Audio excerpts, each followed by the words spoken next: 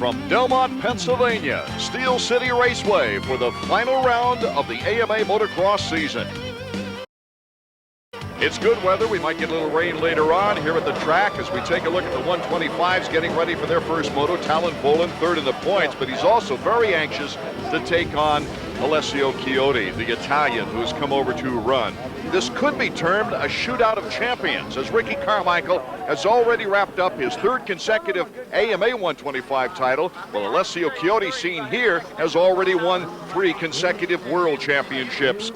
He is working with a much different bike, though, than he raced in Europe, so it'll be interesting to see what he can do with it. Points race, Ricky Carmichael leads by 118 points, already sewed up the title, but Talon Bolin would certainly like to take advantage of Brock Sellards and move past his teammate into second. Let's go down to Davey Combs. Well, this is it, the end of a long outdoor national championship season for the 125 riders. Ricky Carmichael, of course, has already wrapped up his 3rd national title, but today he goes after the tie with Mark Barnett's all-time win record of 25. But there's a wild card here. Check it out. 3-time world motocross champion Alessio Chiotti from Italy. This is a showdown the Steel City fans are very lucky to have. I don't know who you guys are going to pick, but I got to think Carmichael's the favorite. Neither rider's ever won here. Of course, Chiotti's never been here before. And let's take a look at the track map where Chiotti's going to be racing. Beautiful layout, Art. It's just designed perfect for spectators, even for the mechanics. They can see their rider all the way around. But the section we're highlighting for you, we're going to go on board and see what it looks like when you miss your timing. A lot of jumps out here on this racetrack, and if you don't double them, it ruins your rhythm all the way down the straightaway. This could have been a double if he'd landed right there. See another rider, how much more momentum he gains by clearing that double right out of the corner. Taking a look at the Suzuki starting grid, Ricky Carmichael, the champion. Bolin finishing the year in 3rd place. He would love to beat Chiotti. Way a winner on the season, Casey Lytle. Brock Sellards also got a victory this year. Nathan Ramsey in the top 5 out of that pro circuit camp. And here's the rest of the 40-rider field. Well, it's been mentioned that this is the only stop on the National Motocross Circuit that RC has not won at. That's quite a challenge. But he also, with a win here today, could tie Mark Barnett's all-time 125 career win record of 25 victories. So although his title has already been secured, he's got a lot of motivation here as we get set for the 125 to crank it up. Brock Sellards, Chad Watts, Ricky Carmichael's mechanic. Carmichael, a look of quiet confidence, David. Focus, I think. He knows he's got to beat number 109, the world champion. That'll feel good. They had all kinds of problems with the bike, unfortunately, during practice, and Chiotti had to go all the way to the last chance qualifier to get into the main event. We're set to go. The card is sideways. The 125, first moto at Delmont. Steel City Raceway is underway. Carmichael got the decent start on the inside, but it's Pingree who gets the whole shot, number 60 on the Primal Suzuki. Yamaha's right behind him. You see Carmichael wheelied off the gate, lost a little bit of momentum, got closed off, but he played those first couple of corners smart. That's the key here at Steel City, that left and right, a lot of problems can happen, and he's in good shape right now. Casey Johnson in second. It's Ernesto Fonseca, his Yamaha Troy teammate, in 3rd, with Ricky Carmichael in 4th. There's Talon Bolin in 5th. Brock Sellards in 6th, and Chiotti is caught back in the pack. It's going to be tough for Chiotti to work his way up. It's tougher to ride against the American riders. Anytime I ever went to Europe, just knowing how those guys are going to race against you, it takes a little while to get used to. This is going to be his first opportunity. David Pingree, David Bailey, has really shown nicely here in the latter moments of the motocross season. Well, he's starting to get more comfortable now. That happened to me before I started winning championships. Towards the end of the season, you start to get a little bit of a flow. He's obviously got that. He's also been getting great starts. That's right. This was his 3rd consecutive hole shot. Casey Johnson, number 16, right behind Pingree now. You see him fighting when the section really watered the track a little bit. This big, long left-hand sweeper into this tight left. You see he's really fighting. Track is in excellent condition. The next lap through that corner will be perfect. 39 guys behind him will come through there and turn that up, and the burn will be established. Pingree, Johnson, Carmichael now moving into 3rd as he passed Ernesto Fonseca. Carmichael's right where he wants to be. Almost. At least he's moving up, but you can see how dirty he's getting. He's going to lose vision if he stays back there much longer, and he'll run out of those tearaways. Carmichael, Fonseca, Bolin. As the 125s have opened up the program here at Delmont, the final round of the year. David Pingree, will he be leading? We'll find out when we get back.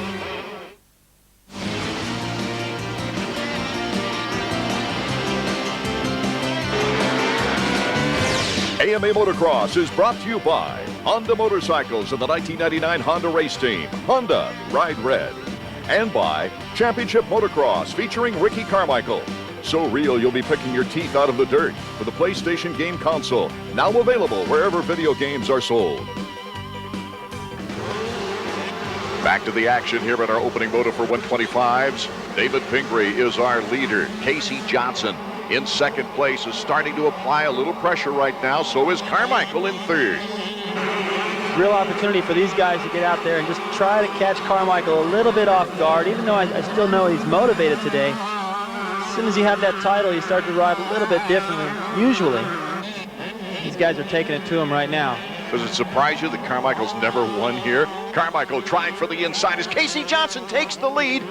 Bar to bar we go with Pingree. Pingree wants it back. Casey Johnson to the inside. He's got it, David. Side by side by side down that hill. It doesn't get any better than that. Casey Johnson's made his move. Ricky looks like he's about to make one as well. On the inside, he's got the clear shot on the jump to get by Pingree and put some heat now on Casey Johnson. So all kinds of position changes here in the early going of our opening moto. Casey Johnson, the leader for the first time in the race, with Ricky Carmichael and Pingree in that order, and Ernesto Fonseca trailing in fourth. You can really see from this shot how high speed it is out here at Delmont. The balance it takes to get into those ruts exactly on your line is critical. Carmichael here just realizing that because they watered the track, everyone was fading wide. He kind of guessed and took the inside line, and it worked perfect. Now the next target for RC is Casey Johnson. Johnson twice has recorded second place motos this year, but he's been hampered with a bad back injury that took him out of some races mid-season. He's trying to get back up to par here. Looks back. Ricky Carmichael says, "I'm coming through." And Ricky has an easy time of it, really. That's just unbelievable. I mean, Johnson went through there about as fast as he feels like he can go. Ricky just had something extra. I mean, look at him go. He's just wide open using every inch of the racetrack. Ricky Carmichael looking good in the 125. He's not going to go to the Budds Creek 250 GP round. He's going to practice for the Motocross Donations. Let's go down to Davey Combs. Jan, a pretty inspired start for Ricky here in the first moto. You got the championship already, but Coyote being here, does that add something for Ricky? Not necessarily. I mean, it is nice to have the world champ here. He's a great rider, so it's a little more incentive to do great. And also, if we could win this, we've never won at Steel City. It's the only track we've never won at. And it'd be nice at Tyo Barnett. Do you think this is the kind of track he likes, the soil conditions tacky like this? Yeah, this track's in excellent shape right now. There's traction and there's different lines. One of the finest mechanics in the business, I think. He's done a wonderful job with Ricky Carmichael, David. I think they relate well to each other, and he's done a pretty good job of keeping him motivated always. Even if it seems like there isn't any motivation, they seem to be able to find somewhere to keep him on track. Because the way he does best is when he's most aggressive. The Frenchman for Yamaha of Troy, Stephane RONCADA, number 22, is now hounding Bolin, number 711. RONCADA's come on very strong in the latter portions of the races. He's been hampered by injuries all year. Bolin in back of Ernesto Fonseca, number 100. So he's in a Yamaha of Troy sandwich right now. As timing through here is critical. You can see it before they start this section. They're jumping over one of the main line double jumps. Not everyone is able to do that. Used to be able to only do it on a 250. Now the 125s have so much horsepower and torque out of the corner, and these guys have gotten so skilled at getting that clutch feathered just right. They get out over and make better timing. In the last 3 races, RONCADA has really looked well. In fact, let's go back 4 races. Second place at Troy, 4th at Washougal, 2nd at Millville, and a 3rd overall in the last race at Binghamton. Bolin pushing it to the limit up through the switchbacks, up and down the hill, getting a little out of shape, but still not losing much time. A little bit out of his rhythm. There he is again. You can see him just stick the front wheel in the wrong spot. He's been doing that all through these corners. Hopefully that'll start to smooth out during the race. That's going to make it a little easier. Casey Johnson has gone down, so David Pingree now will move into second place. Pingree looking to re-sign with Bramall Suzuki. Hasn't done it yet, though, but he has more performances like this. They'll certainly want him back. It is Pingree in second, Fonseca in third, Volan in fourth, and Roncada in fifth. Now it's really just become a race for second. I mean, these guys are basically chasing Pingree like he's the leader right now because Carmichael's just checked out. Look at those little tiny berms at the bottom of these off-camber corners. You got to come down the hill with so much speed and balance and find that line that's 4 inches wide and try to get in it. If you can get your bike locked in and get back on the power, it's a huge time saver, but it takes incredible focus for 30 minutes. Roncada passing Volan. So Stephane Roncada, number 22. His next target is his own teammate, Fonseca. Jason McCormick, number 36, at the caboose of that freight train, coming off a 7th overall, a 7.5 at the Millville race. Roncada starting to pick it up as well towards the end of the season. He and Pingree both been, I don't know, eating the same food or something because these guys have really got it going. Both anxious to prove themselves coming off injuries, David. We'll be right back with more 125 action from Delmont in a moment. We're back at Steel City Raceway. Moto number 1 of the 125s. Ricky Carmichael is our leader, but all the action is right here. Brock Sellards on the tail end of this 4-bike train with Talon Volan in front of him. Here's Ricky, and it's the white flag lap, the final lap. Carmichael looking for his 17th moto victory of the year. Incredible domination. I had 16 one year, and it felt like all I did was win.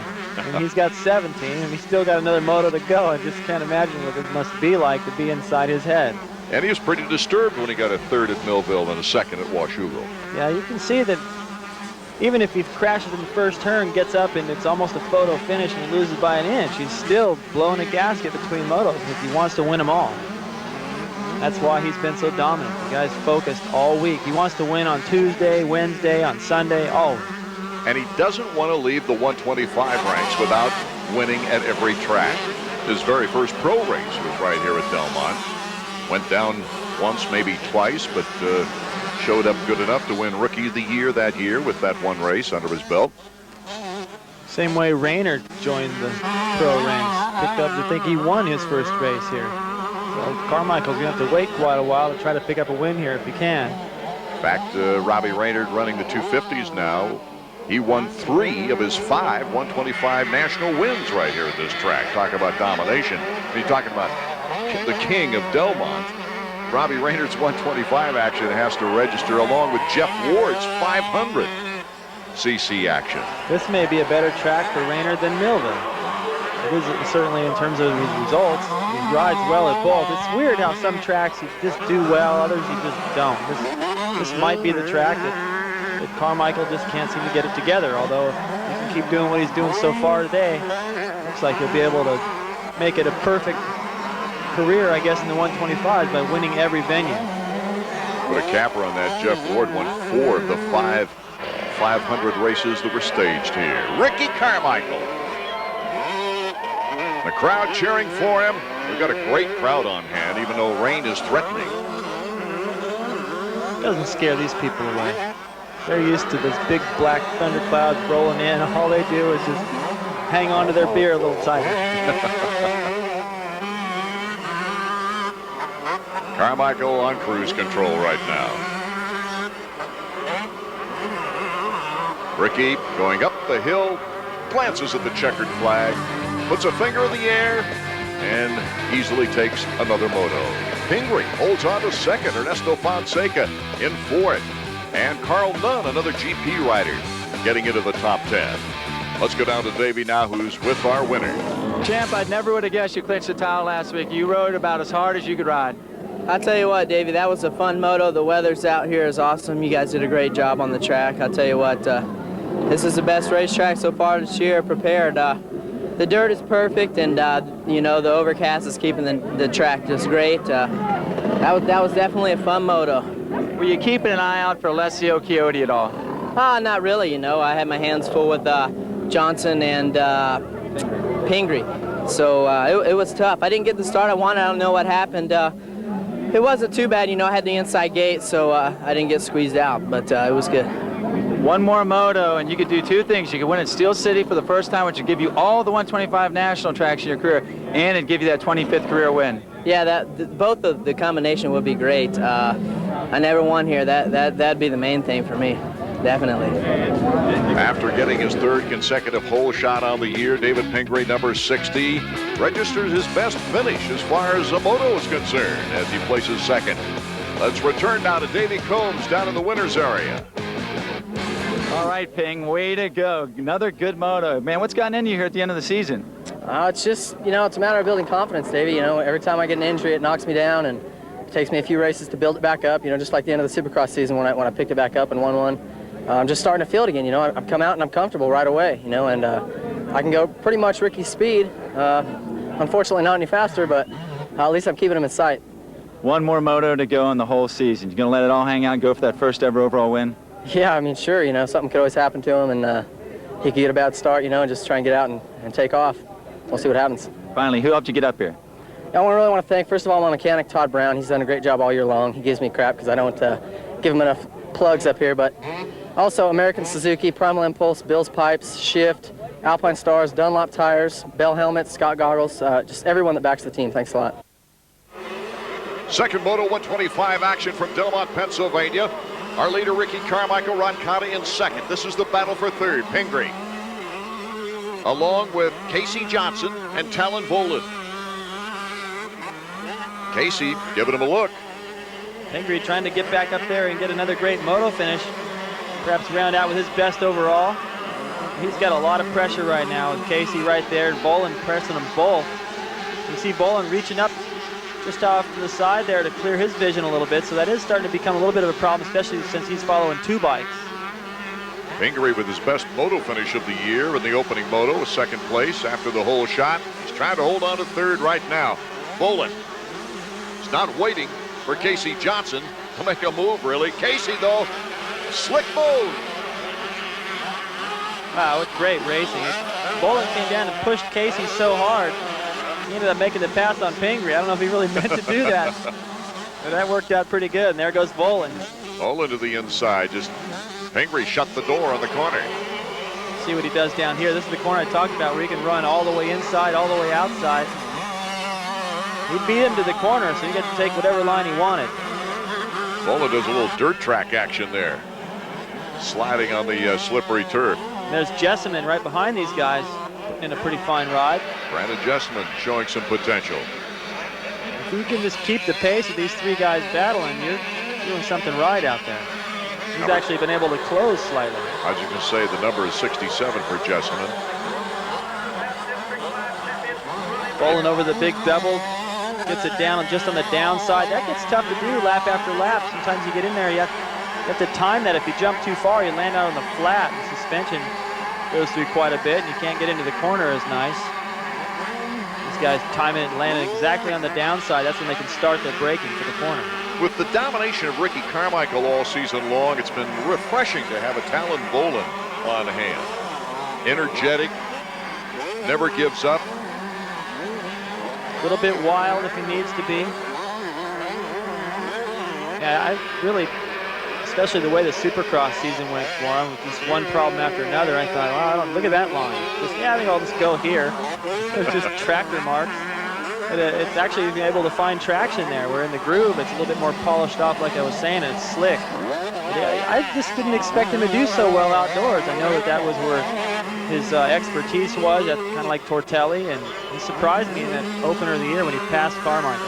Well, he really had to get his timing back after being in the GP so long as far as jumps are concerned.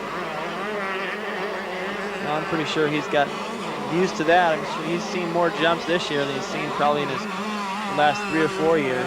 Very happy to be able to stay in the United States for 2 more seasons, at least, now that he's re-upped with Pro Circuit. Ricky Carmichael starts our Suzuki stopwatch, almost a 4-second lead on Roncada, so he's starting to pull away just a little bit on number 22 as we go all the way back to third. That gives you an idea how fast Carmichael and Roncada are going. Almost 20 seconds on Casey Johnson and Volan. They're pushing each other, so just slightly off the pace. And quite a pack of riders there battling for third. Jessamine still in that battle. He's got Carl Nunn, the European, applying a little bit of pressure to him. There you see him 9:55. What a fine ride that Carl Nunn has put in his first American race. He's come over, I think, for the GPs. He's a GP rider anyway in the 125s, but he had a 9th place finish in the opening moto. Got a chance for a pretty fine overall finish here as we take a look at Casey Johnson. Nice momentum through that corner. Comes down the hill on the outside or his left and just sweeps all the way through there, right back on the power. Corner speed here is important, especially some of these off-cammers and when it heads back up the hill. Let me correct myself. Carl Nunn got an 8th in that first moto. That was in front of Casey Johnson. And here is our leader, Ricky Carmichael. Look at him go to work in all those supercross sections. Puts the bike exactly where he wants it. Hard on the power before the bike even touches the ground. He's already wide open. That rear tire is just waiting to hit something and start going. It's that section that Ricky Carmichael just went through that makes me think that Mr. Dunn has a future in Supercross, maybe. The Englishman holding in there pretty well in this American motocross. This track is a really nice blend of Supercross, outdoor, off-camber, fast, tricky, with an uphill start. And you can see the whole thing from a spectator standpoint. Wow, that's the kind of stuff that can come up and bite you. We saw Chiotti go down in the first moto, or Chiotti rather, and same kind of thing. You just hit something, get a little bit offline, and it can send you down. That time Ricky was just on top of it enough to save it. Remember that race he went cartwheeling last year in first place, got up and still won the race? We can do it all.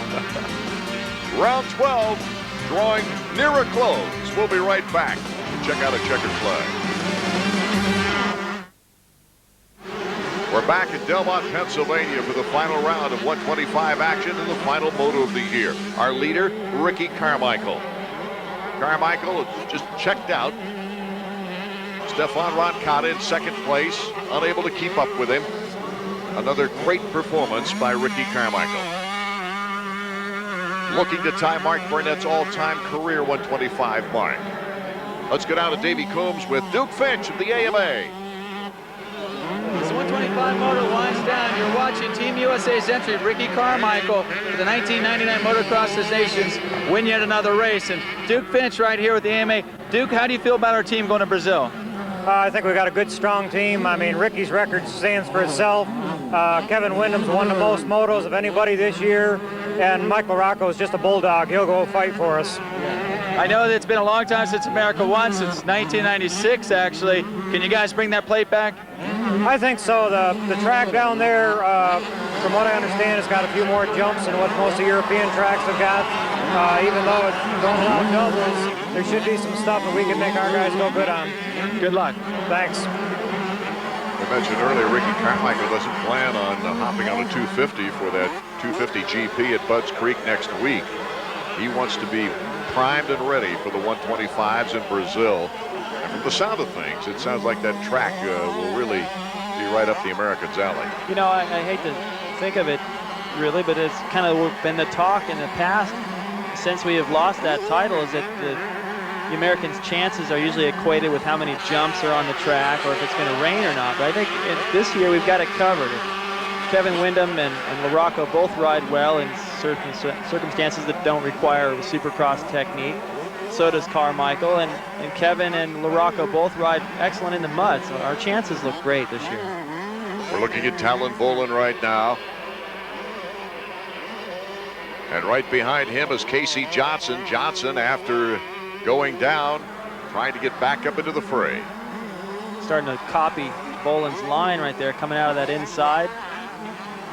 Cuts off quite a bit of racetrack, gets you set up for the double. Pingree's still hanging, Jessamine's still there. That's a good pack.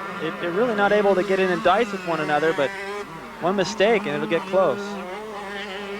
Carl Nunn also in that mix, at the tail end of it anyway, as we take a look at RONCADA in 2nd place. And that was exactly those little mistake like that. Those are the kinds of things that are dropping him off the pace of Carmichael. Brock Sellards taking the long walk back to the pits in a very disappointing ending to the season for Brock. You know what, though? Having a national win under his belt now, is that's a great feeling. I mean, he's got to be disappointed on the day. He'd like to probably win one more, but it's been a pretty good season for him. And with Carmichael out of it next year, he really could be the guy that steps up and wins it all. 6 podiums, including his victory at Washougal with a 1-3.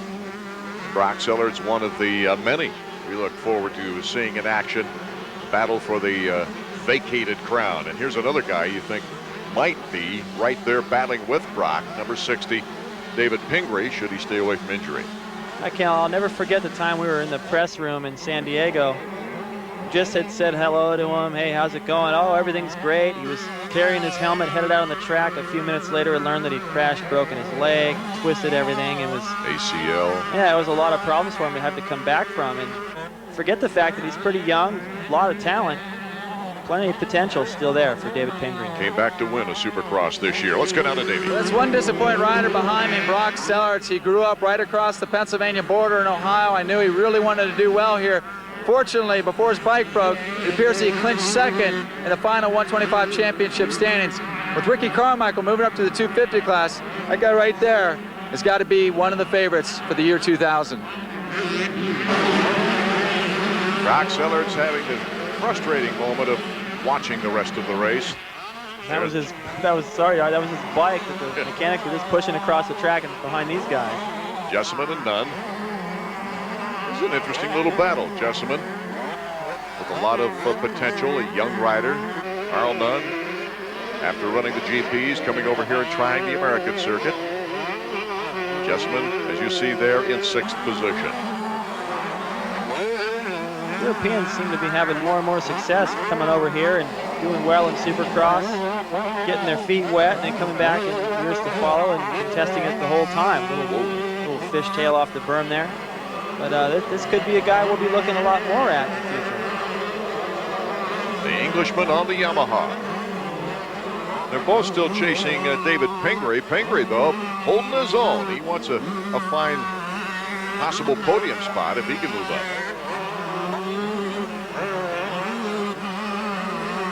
Davey Coombs making his way over the mechanics area. Let's go to Davey. As the 125 moto winds down, I want you to check this out. That's Doug Henry and his wife Stacy getting ready for the last moto of Doug's career. The sport of motocross and Supercross is going to miss these two more than I could probably explain right here. And a lot of people are going to miss a good friend when Doug decides to go home to Connecticut. Talking with Doug Henry before the race, he said, I'm glad I'm going to retire, but I was talking with my wife last night before we went to sleep, and he says, I'm glad I'm going to retire, but it sucks. And then he apologized for saying suck. And I think he's the only rider at Delmont, Pennsylvania that would do such a thing. That's a real example of his character. I mean, he is such a gentleman out there, and he has been such a great champion, such a source of inspiration for everybody with all that he's battled through. More 125s when we get back. This week's Suzuki Flashback, we turn to last year's 125 action here at Delmont. Moto number 1, John Dowd, got the whole shot and takes the early lead. Number 67, Nick Wade, battles Pro Circuit teammate Casey Johnson, number 20, and number 21, Primal Suzuki's Robbie Raynard for second. It would be Johnson taking over the lead, but Robbie Raynard put the heat on the rest of the way. Casey Johnson would take the checkers for his very first career 125 moto win. Double R and RC were way out in front of the pack in Moto 2. Robbie Raynard had a great duel with Ricky Carmichael. But this time, Raynard in the lead won his 5th 125 national overall. Carmichael secured the crown a week earlier in Binghamton. It is the last lap for Ricky Carmichael on a 125 here at Delmont in the final round of the year. Ricky Carmichael, looking for his 9th victory of the season. Only has a few more 100 yards before he sees the checkered flag. He always loves to win. Oh.